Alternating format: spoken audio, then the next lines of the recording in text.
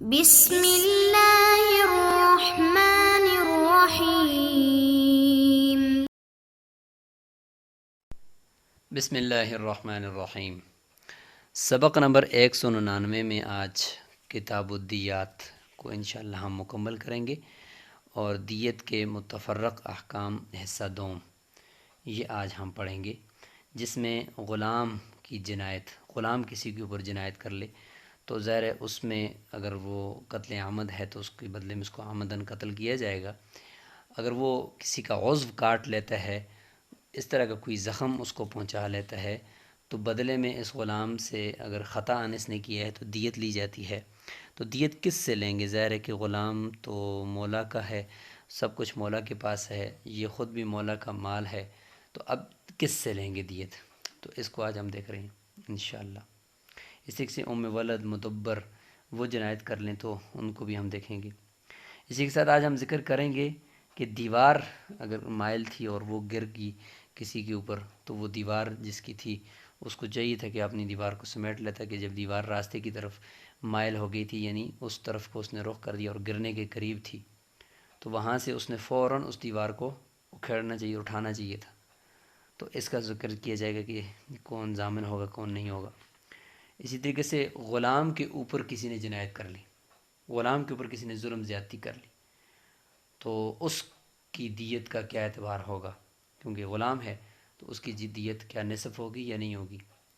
اور آخر میں ہم بات کریں گے انشاءاللہ 10ویں بحث میں کہ پیٹ کے اندر بچہ عورت کا، وہ کسی نے پیٹ پہ مار کر ضائع کر دیا تو اس کا کیا حکم؟ تو سب سے پہلے غلام کی جنایت سے شروع کرتے ہیں کہ وَإِذَا جَنَى الْعَبْدُ، جب غلام جنایت کر لے، جنایتاً خطاً جنایت، عمدن کا ذکر تو ہم نے کر لیا نا کہ بدلے میں قتل ہی کیا جائے گا، انتظار کسی کا نہیں کیا جائے گا۔ کہتے ہیں کہ اس نے خطاً جنایت کر لی، قیل لمولا، مولا کو کہا جائے گا کہ اما ان تدفعہ بہا او تفتیہ، یا تو اس غلام کو ہی اسی جنایت کے بدلے میں دے دو، اسی غلام کو دے دو، تاکہ جس کی جنایت کی ہے، جس کے ساتھ ظلم کیے، وہی اس کو بیچے اور اپنا جو دیت ہے وہ وصول کر لے، ظاہر کہ غلام کے اور تو کچھ بھی نہیں ہے۔ او تفدیہ ہو، یا یہ ہے کہ غلام اگر قیمتی ہے، مولا اس کو اپنے پاس رکھنا چاہتا ہے تو اس کی طرف سے فدیہ دے دے، مطلب اس کی طرف سے وہ دیت دے دے۔ فین دفعہ، اگر مولا نے یہ اختیار کر دیا کہ میں اس کو دیتا ہوں غلام کو، مجھے اس کی ضرورت نہیں ہے، بدمعاش قسم کا ہے، لہذا یہی دیتا ہوں میں، تو اگر غلام کو ہی دے دیا تو ملکہ ولی الجنایت، تو جنایت والا یعنی جنایت کا جو ولی ہے جس کے ساتھ اس غلام نے ظلم کیا ہے، وہ اس غلام کا مالک بن جائے گا، اور پھر وہ اس کو چاہے جس طریقے سے بھی اس کو استعمال کر سکتا ہے۔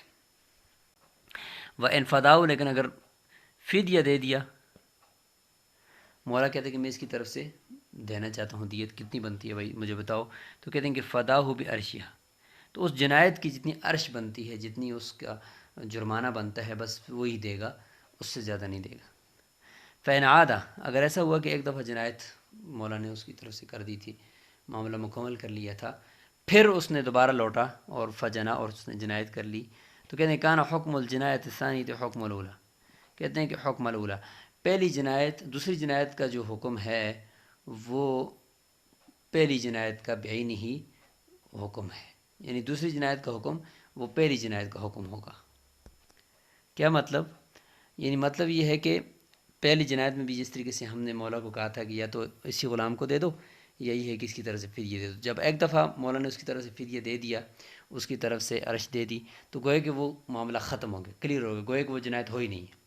اب جب دوبارہ اس نے کی ہے تو گویا کہ ایک نئی جنایت ہے، اور ایک نئی جنایت ہے گویا کہ پہلی مرتبہ کر رہا ہے، لہٰذا اس میں بھی یہی حکم ہوگا کہ مولا یا تو فدیہ دے دے، یا پھر یہ ہے کہ اسی غلام کو دے دے۔ فین جنا جنایتین، اگر ایسا ہوا کہ غلام نے دو جنایتیں کر لی، دو جنایتیں، دو جرم کر لیے، تو مولا کو کہا جائے گا کہ اما ان تدفعوا الی ولی الجنایتین، یا تو ان جنایت کے جو دونوں ولی ہیں ان کے حوالے کر دو اس غلام کو، یختصمان ہی اعلیٰ قدر حقوقی، میں اپنے حقوق کے بقدر وہ اس کو تقسیم کر لیں گے آپس میں۔ و اما ان تفدیہ بعرش کل واحدۃ منہما، یا تو یہ کہ اگر آپ اس کو رکھنا چاہتے ہو غلام کو تو پھر ہر ایک جنایت کی عرش آپ نے دینی ہوگی۔ وَإِنْ أَعْتَقَ الْمَوْلَى وَهُوَ لَا يَعْلَمُ بِالْجِنَایَةِ، مولا کو پتہ ہی نہیں تھا کہ اس نے جنایت کی، اور مولا نے اس کو آزاد کر دیا۔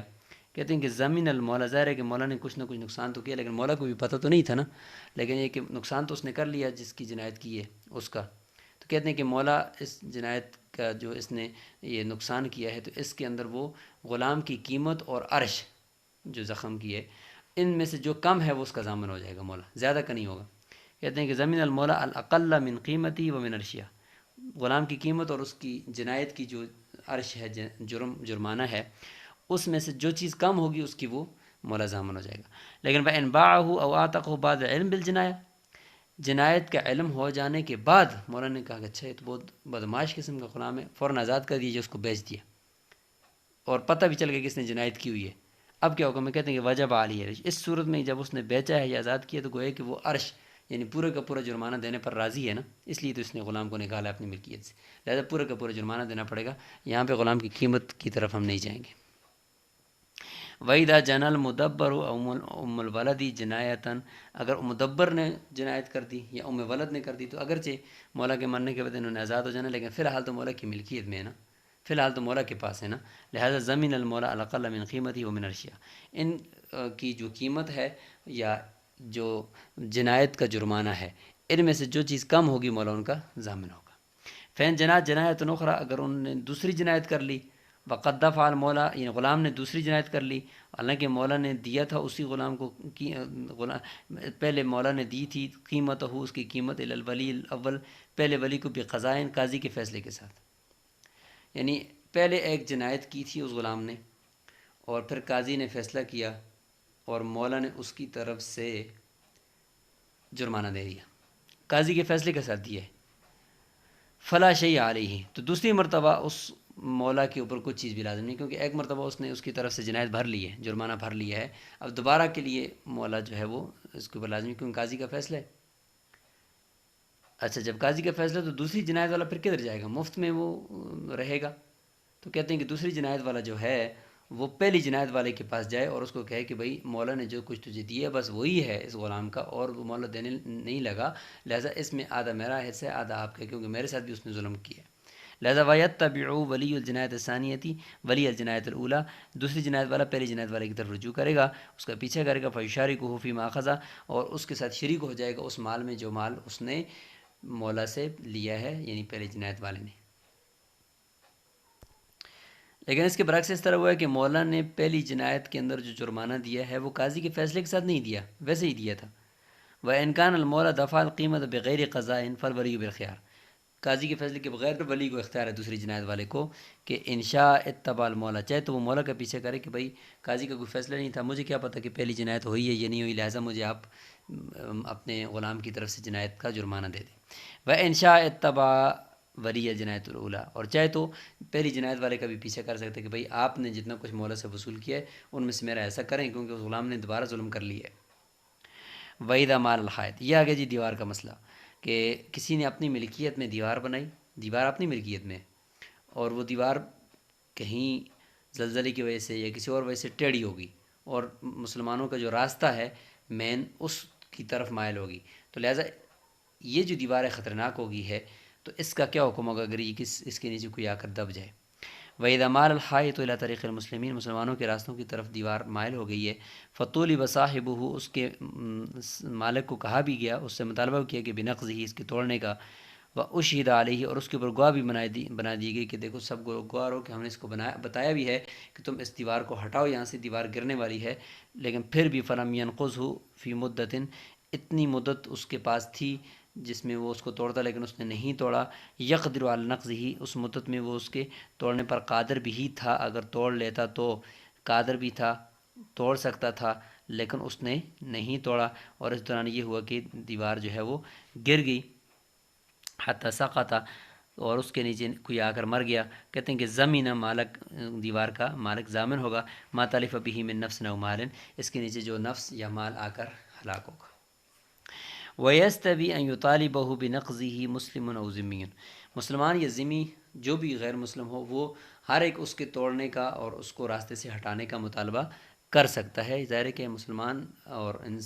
بحیثیت انسان سارے برابر ہیں اس جگہ سے راستے سے جانے میں۔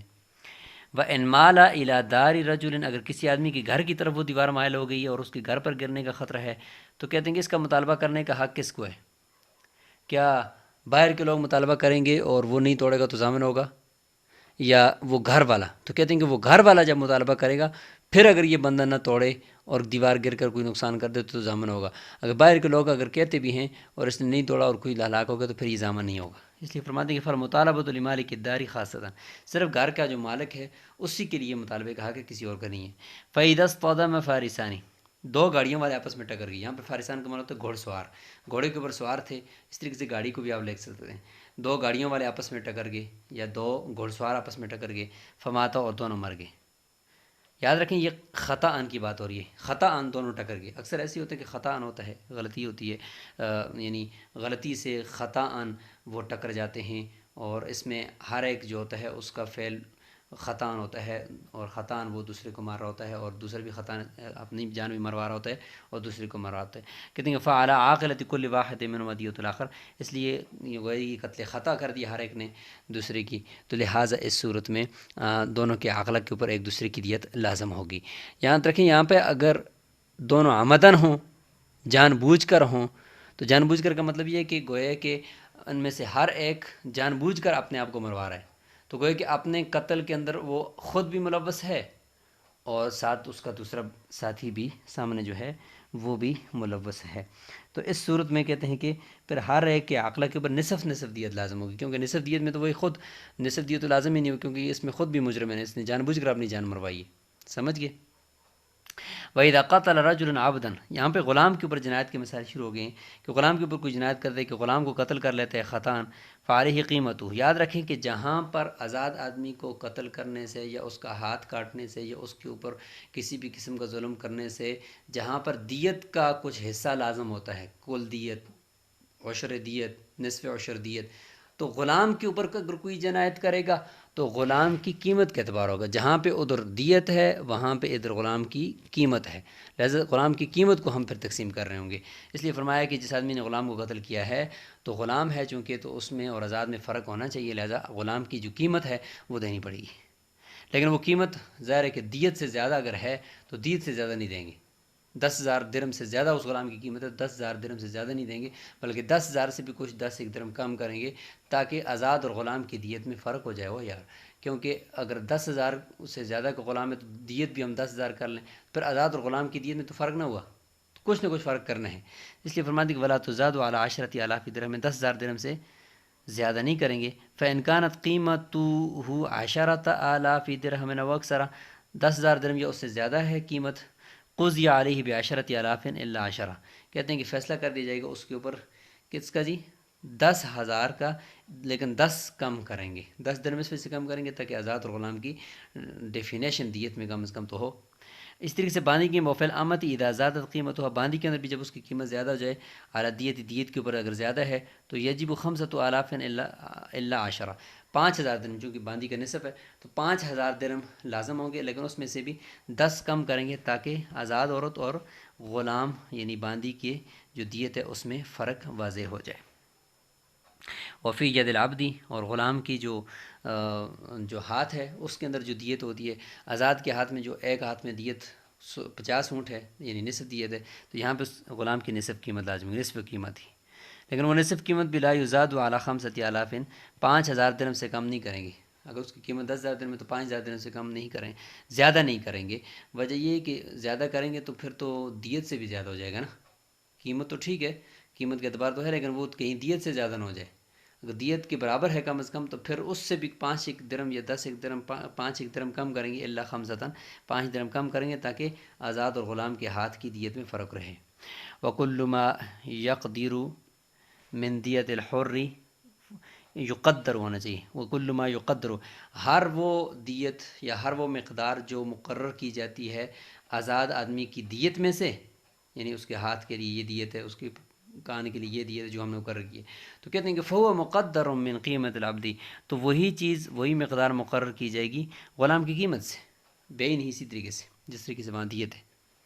وَإِذَا ضَرَبَ رَجُلٌ بَطْنَ امْرَأَةٍ، یہاں پہ جنین جو پیٹ کے اندر ہوتا ہے اس کے مسائل شروع ہو گئے کہ پیٹ کے اوپر کسی نے مارا اور اندر بچہ مر گیا. 4 صورتیں اس کی ہوتی ہیں. نمبر 1،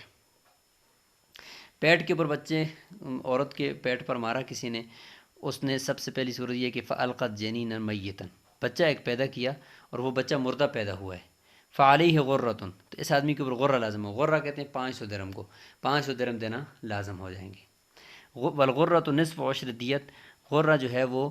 دیت کا 20واں حصہ ہے، چونکہ دیت ٹوٹل کتنی ہے جی 10,000 درم، 10,000 درم دیت ہے نا، تو 5,000 اس کا نصف ہے، ٹھیک ہے، 2,500 اس کا یہ چوتھائی ہے، تو نصف عشر کا معنی کہ دیت کا جو 10,000 ہے یعنی 10واں حصہ وہ 1,000 درم ہے، اور 1,000 کا بھی نصف دینا ہے گویا کہ 5,000 درم، 500 نہیں بلکہ اس صورت کے اندر یعنی 500 درم،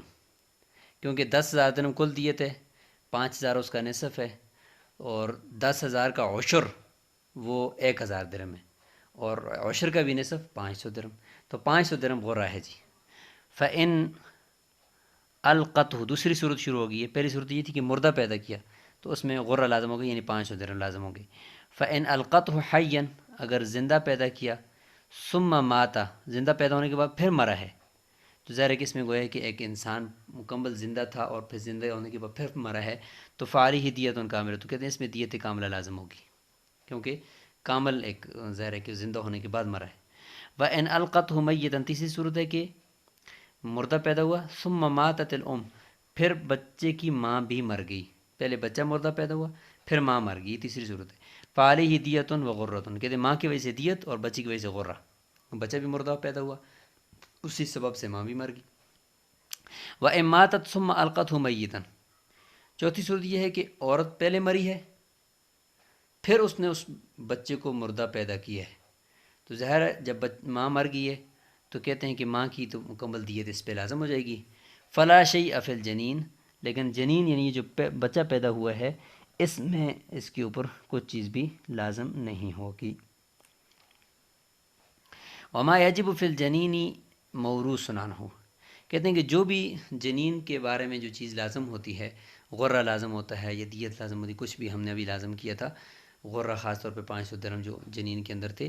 تو اس کے اندر میراث جاری ہوگی۔ کیا مطلب کہ وہ جو جنین کے جو ورثاء ہیں وہ پھر اس کو لے لیں گے، 500 درم غرہ کس کو دیا جائے گا؟ وہ اگر اس کا باپ زندہ ہے تو اس کو دیا جائے گا، یا اس جنین کا کوئی بھائی ہے یا بہن ہے یا ماں ہے ان کو دیا جائے گا۔ وفی جنین الامتی، جس طرح یہ آزاد باندی کی جنین سے متعلق بات تھی، تو کہتے ہیں کہ باندی کے جنین یعنی باندی کا جو پیٹ کے اندر بچہ تھا اس کے اندر بھی اگر اس طرح مسئلہ ہو جائے تو کہتے ہیں کہ اذا کان ذکرا، اگر وہ مذکر ہے تو پھر نصف عشر قیمتی ہی، تو اس کی قیمت کا 20واں حصہ اس بچے کی قیمت کا، لو کان حیا، اگر وہ زندہ ہوتا تو اس کی جو قیمت ہوتی اس کا نصف، یہ نصف عشر کا نہیں، اس کی قیمت کا 10ویں حصے کا نصف یعنی اس کی قیمت کا 20واں حصہ۔ وعشر قیمتی ان کان انثی، اور اگر وہ مؤنث ہے، وہ باندی کا حمل جو مرا ہوا پیدا ہوا وہ اگر مؤنث ہے تو پھر اس کی قیمت کا 10واں حصہ، مطلب اگر اس کی قیمت 1,000 درم ہے تو گویا کہ اس میں سے 100 درم اس کے لازم ہوں گے، 10واں حصہ۔ یہاں پر دیکھیں اگر مذکر ہے تو پھر 20واں حصہ یعنی کم ہے، گویا کہ 100,000 درم اگر اس کی قیمت ہے تو اس میں سے 50 درم یہ 20واں حصہ ہے، نصف عشر کا یہ مطلب۔ اور اگر وہ مونس ہے تو 1000 میں سے 100 درم 10واں حصہ، تو دیکھیں یہاں پہ مونس کو فضیلت مل رہی ہے، تو کہتے ہیں کہ یہاں پہ بے شک فضیلت ملے، چونکہ یہاں پہ اصل جو اعتبار مالکیت وغیرہ کا تو نہیں ہے، یہاں پہ تو اصل اعتبار نشو و نما کا ہے، تو اور بچی جو ہوتی ہے وہ زیادہ نشو و نما پاتی ہے، جس عمر میں بچی ہوتی ہے تو اسی عمر میں جو بچہ ہوتا ہے وہ بچہ چھوٹا لگتا ہے لیکن بچی بڑی لگتی ہے، تو اس وجہ سے ہم کہتے ہیں کہ بچی کی ذرا دیت میں یا اس کی قیمت میں اضافہ کر دو۔ ولا کفارہ فی الجنین، جنین کے اندر کفارہ نہیں ہے، کیونکہ کفارہ جو لازم کیا گیا وہ کامل انسان کو مارنے میں ہے، کامل انسان کا قتل یا اس کو زخم کرنے میں ہے، قتل کرنے میں ہے، جبکہ یہاں پہ جنین ایک ناقص ہے۔ والکفارۃ فی شبہ العمد والخطأ، اب کفارہ کیا ہے؟ آخری جملے میں وہ ذکر کیا جا رہا ہے کہ شبہ عمد میں اور خطا میں ہم نے کہا تھا کہ قاتل پر کفارہ بھی ہے نا، کہتے ہیں وہ عتق رقبۃ مؤمنہ، مومن غلام کو آزاد کرے گا اگر ہو تو۔ فإن لم یجد، اگر غلام اس کو نہیں مل رہا، فصیام شہرین متتابعین، پھر لگاتار 2 مہینے اس نے روزے رکھنے، ولا یجزئ فیہ الاطعام، 60 مسکینوں کو کھانا کھلانا یہاں پہ کافی نہیں ہوگا، وجہ کہ قرآن میں اس کی ذکر نہیں ہے کہ بھائی 60 مسکینوں کو کھانا بھی کھلا سکتا ہے، اس کا ذکر نہیں ہے۔ تو یہاں پر یہ مکمل ہو گیا ہے جی ہمارا کتاب الدیات، تو انشاءاللہ آگے کتاب الدیات سے متعلق کی باب القسامہ ہے، اور اسی طریقے سے آگے انشاءاللہ ہم باب القسامہ کے بعد ہم انشاءاللہ آگے پڑھیں گے معاقل کو بھی. آگے کتاب المعاقل ہے کہ یہ جو ہم کہتے ہیں نا عاقلہ پر دیت لازم ہے، تو عاقلہ سے کون لوگ مراد ہیں. تو اس طریقے سے کر کے انشاءاللہ یہ جنایات کا پورا جو مضمون ہے یہ مکمل ہو جائے گا. السلام علیکم ورحمۃ اللہ وبرکاتہ.